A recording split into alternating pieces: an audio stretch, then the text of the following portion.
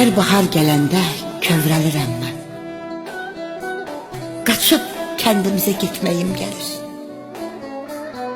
Yaşıl yamaclarda renk biten güller arasında itmeyim gelir.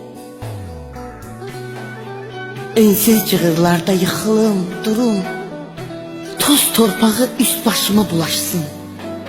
Otları yollardan elimle yolum, sarmaşıklar ayağıma dolaşsın. Çadır kurup evimizin yerinde, birce gece qonaq qalım vətəndə.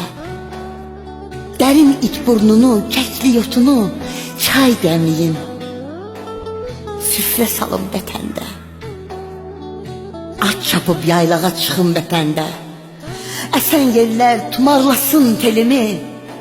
Gül çiçək yox, qanqal dərim vətəndə. Gicikkanlar dalasınlar əlimi. Ziyarət eləyim qərib atamı. Üzünü söküyüm solmuş şəklinə. Süzülsün gözyaşım, axsın, qarışsın.